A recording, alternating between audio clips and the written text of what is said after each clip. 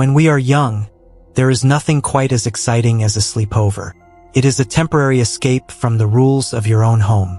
It is a chance to stay up past midnight, to watch movies you aren't supposed to watch, and to experience the thrill of being awake while the rest of the world is asleep. But there is a vulnerability to sleeping in a strange bed. Then, I heard a sound that made my eyes snap open. Tap, tap, tap. It was faint but distinct. It sounded like a fingernail lightly striking the glass of the egress window directly behind my head. I froze. I slowly turned my head to look at Chloe. She was staring wide-eyed at the TV, her body completely rigid. She had heard it too. "Did you hear that?" I whispered, my voice barely audible over the movie. Chloe nodded slowly, her eyes darting toward the blinds behind us. "It's just a branch," she whispered back. "Or the rain." Her backyard had a few large bushes near the foundation, so a branch scraping the window wasn't entirely impossible. But it hadn't sounded like a scrape. It sounded like a deliberate tap. We stayed quiet, listening. For 5 minutes, there was nothing but the rain. My heart rate started to slow down, and I convinced myself she was right. Just the weather. I settled back into my sleeping bag and closed my eyes. Scratch, scratch, tap. My blood ran completely cold. It was louder this time, and it was followed by a sickening, wet sound. A heavy, squeaking sound, like a palm being dragged slowly down the wet exterior glass. Someone was kneeling in the mud of the backyard, right behind our couch. Chloe grabbed my arm. Her grip was terrifyingly tight. She didn't say a word. She just looked at me with pure, unadulterated panic in her eyes. I slowly, agonizingly, rolled over onto my knees on the couch, facing the window. The thin white blinds were pulled shut, but because the TV was casting a bright, strobing light across the basement, any object directly outside the window would cast a shadow against the plastic slats. I held my breath and stared at the blinds. There was a dark, solid mass pressed right against the center of the window. The unmistakable silhouette of a human head and shoulders, hunched down in the window well, staring into the basement. Tears instantly pricked my eyes. I was 13. I was entirely defenseless, and whoever was out there was inches away from us, separated only by a thin pane of glass. I reached out and grabbed Chloe's hand, squeezing it hard. I leaned in to whisper in her ear, "We need to go upstairs. Now." But before we could move, the shadow shifted. A hand reached up into the silhouette, and the sound of heavy metal shifting echoed through the basement. Clank. They were testing the window frame, trying to see if it was unlocked. Chloe let out a tiny, involuntary whimper. The sound of the television must have masked our movements, but that whimper was just loud enough. The shadow froze. Then, with horrifying speed, the shadow leaned completely forward. 2 hands slammed flat against the glass with a loud, aggressive thud. The person out there pushed against the window. It groaned under the pressure. "Run!" I screamed, abandoning any attempt at stealth. I kicked my sleeping bag off, grabbed Chloe by the arm, and we bolted. We sprinted across the basement in the dark, my bare feet slipping on the carpet. I hit the wooden stairs leading up to the main floor and scrambled up them on all fours, scraping my knees, hauling Chloe up behind me. We burst through the basement door into the pitch-black kitchen, slammed the door shut, and locked the deadbolt. "Mom! Dad!" Chloe screamed at the top of her lungs, her voice echoing through the silent house. We heard the heavy thud of footsteps upstairs, and seconds later, her dad came rushing down the stairs holding a metal baseball bat, with her mom right behind him holding the phone. We were both crying hysterically, pointing at the basement door, trying to explain that someone was trying to break through the window.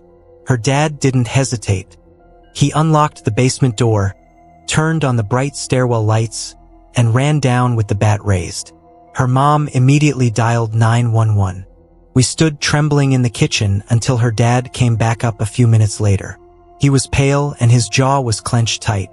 "The window is locked," he said quietly to her mom, "but the screen is ripped out."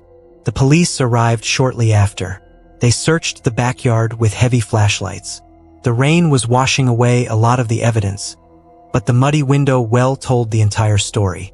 There were 2 deep knee impressions in the mud directly beneath the egress window. Whoever it was had been kneeling there for a long time. There were muddy handprints smeared all over the glass, and the thick metal screen had been violently pried off and tossed into the bushes. The scariest part? The officer pointed out that the sliding lock on that specific basement window was faulty. It was an older latch, and if you wiggled the frame hard enough from the outside, the latch would eventually vibrate loose. The person outside had been working on it. If we had ignored the tapping, if we had fallen asleep, he would have jimmied that window open, and he would have climbed directly down onto the couch where we were sleeping. They never caught the guy. Chloe's parents installed heavy iron security bars over every basement window the very next week.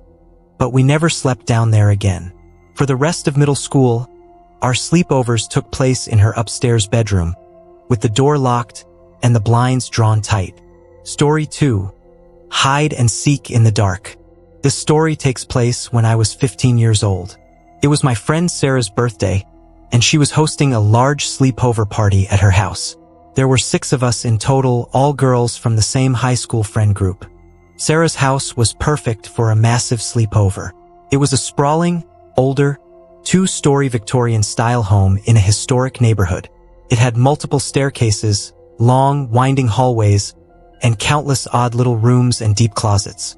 Her parents had ordered us a ridiculous amount of food, and around 10 p.m., they retreated to their master bedroom at the far end of the first floor, telling us to keep the noise down and have fun. By midnight, we had exhausted our supply of gossip and board games. We were wide awake, wired on sugar, and someone suggested we play hide and seek. Not just normal hide and seek, Sarah said with a wicked grin. Sardines. In the dark. If you've never played sardines, the rules are simple. One person hides and everyone else searches for them. When you find the hiding person, you don't announce it.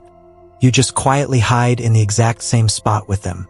The game continues until everyone is crammed into the same hiding spot, and the last person wandering around alone is the loser. We turned off every single light on the second floor of the house. The only illumination came from the pale moonlight filtering through the windows at the ends of the hallways. A girl named Emily was chosen to hide first. The rest of us gathered in Sarah's bedroom, shut the door, and counted to 100 out loud. Ready or not, here we come, we chorused in hushed whispers. We opened the door and scattered into the pitch-black hallway. The house was incredibly creepy in the dark. The floorboards creaked under our socked feet, and the shadows seemed to stretch and contort in the corners of our vision. I decided to check the guest bedrooms down the left wing of the hallway. I crept into the first guest room. It was completely silent. I checked under the bed, running my hands over the dusty carpet, and felt nothing. I opened the deep walk-in closet, holding my breath, but it was empty. I moved to the second guest room at the very end of the hall. This room was rarely used, mostly storing old furniture and out-of-season clothes. It smelled faintly of mothballs and stale air. I stepped inside, letting my eyes adjust to the darkness. There was a large, heavy oak wardrobe in the corner of the room. It was the perfect hiding spot. I tiptoed over to the wardrobe, reached out, and slowly pulled one of the heavy wooden doors open.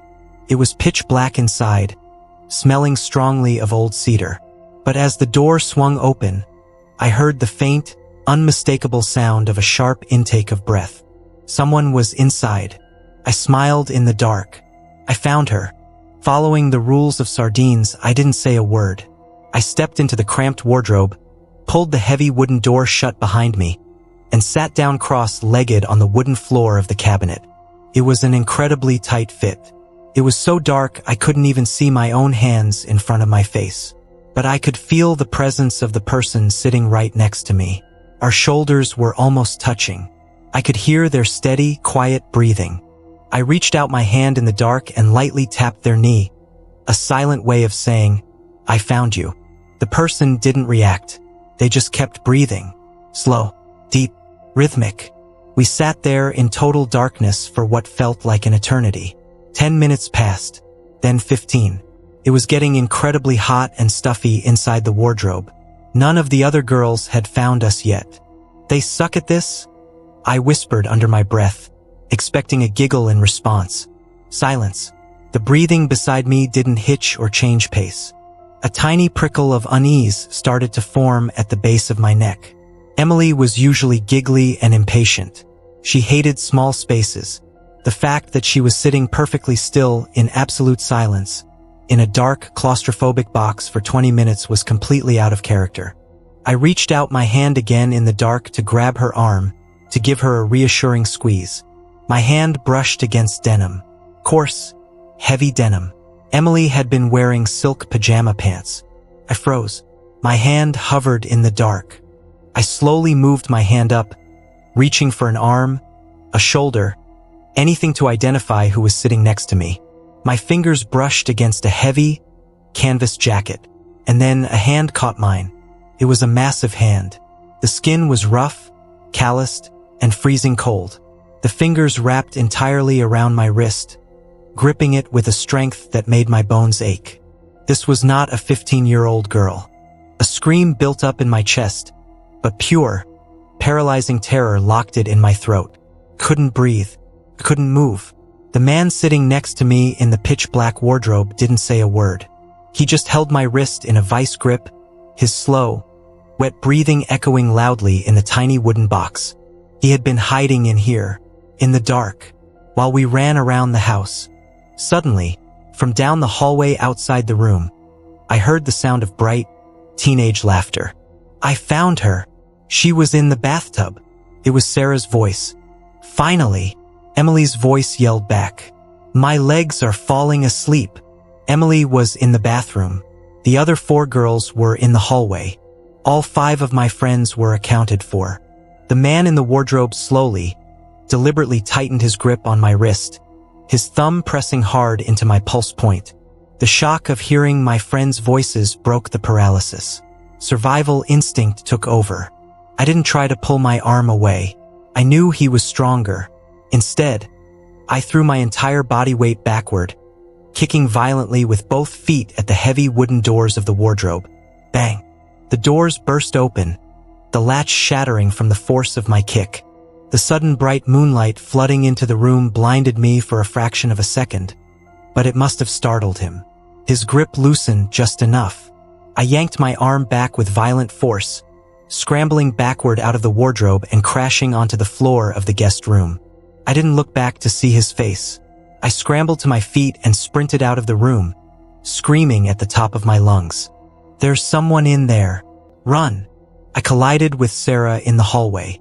The sheer terror in my voice must have communicated everything they needed to know. The 6 of us stampeded down the main staircase, screaming hysterically, and practically broke down the door to Sarah's parents' bedroom. Her dad grabbed a heavy Maglite flashlight and a golf club and ran upstairs while her mom called the police.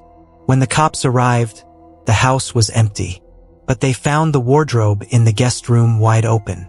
Inside, tucked against the back corner, they found a half-empty bottle of cheap liquor, several cigarette butts, and a heavy, rusted hunting knife. The police deduced that a transient man had been living in the attic of the large, drafty house, accessing it through a loose panel in the guest room closet. He had likely been up there for weeks, coming down at night to steal food while the family slept. That night, when we started running around the dark house playing hide and seek, he must have been on the 2nd floor. He ducked into the wardrobe to hide from us. And then, I climbed in with him. I sat in the pitch black, shoulder to shoulder with an armed intruder, for 20 minutes. If my friends hadn't started yelling in the hallway, if I hadn't realized the fabric was wrong, I don't know what he would have done. To this day, I cannot sleep in a room with the closet door closed, and I will never, ever play hide and seek in the dark again. Story 3. The Brother's Friend. This happened when I was 14.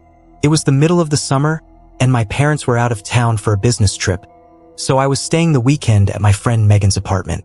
Megan lived with her mom and her older brother, Kyle. Kyle was 19, a dropout, and generally considered bad news. He was always in and out of trouble, and he hung around with a group of guys who were heavily involved in the local drug scene. Megan's mom worked night shifts at a hospital, which meant that when we had sleepovers, Kyle was technically supposed to be the adult in charge. In reality, it just meant Kyle threw parties. It was a Saturday night. Megan's mom had left for her shift at 7 p.m. By 9 p.m., Kyle had 5 of his friends over. The apartment reeked of cheap beer and stale smoke. They were loud, obnoxious, and frankly terrifying to 2 14-year-old girls. Megan and I locked ourselves in her bedroom. We pushed her heavy desk chair under the door handle for extra security, turned up her CD player to drown out the thumping bass from the living room, and tried to ignore the chaos outside. Around 2 a.m., the apartment finally started to quiet down. The heavy thud of the front door closing several times indicated that the party was breaking up. Megan and I had laid out our sleeping bags on her bedroom floor, exhausted from the tension of the evening. By 2:30 a.m., the apartment was completely silent. "I think they're gone," Megan whispered from her sleeping bag. "Good," I replied, pulling the blankets up to my chin. "Your brother's friends are creeps." We eventually drifted off to sleep. I have always been a very light sleeper. I don't know what time it was when I woke up, but the apartment was pitch black. The silence was heavy and oppressive. I was lying on my back, staring up at the dark ceiling, when I heard a sound that instantly sent a jolt of ice water through my veins. Scrappy. It was the sound of the desk chair being slowly, forcefully pushed backward across the hardwood floor of Megan's room. Someone was opening the bedroom door from the outside, pushing the barricade out of the way.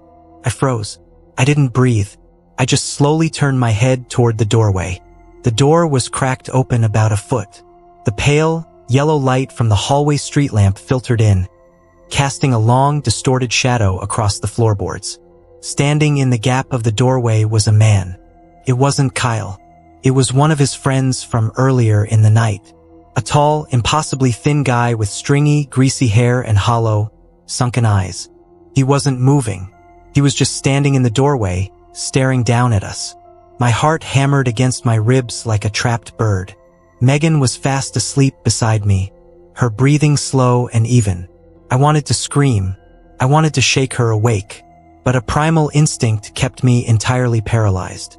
I had the terrifying realization that if I moved, if I made a sound, I would acknowledge him. And if I acknowledged him, whatever twisted game he was playing would begin. I kept my eyes squeezed into tiny slits, watching him through my eyelashes, pretending to be dead asleep. He stood in the doorway for what felt like hours, but was probably only 3 minutes. The silence was agonizing. Then he moved. He didn't step into the room. He slowly reached his hand around the doorframe and into his heavy jacket pocket. The yellow street lamp light caught the glint of metal as he pulled something out. It was a box cutter. The bright orange handle was unmistakable. With his thumb, he slowly, deliberately slid the blade up. Click, click, click. The sound of the razor locking into place was the loudest thing I had ever heard. He stood there, holding the exposed blade, staring directly at my sleeping bag. Tears were streaming down my face, hot and silent, soaking into the fabric of my pillow.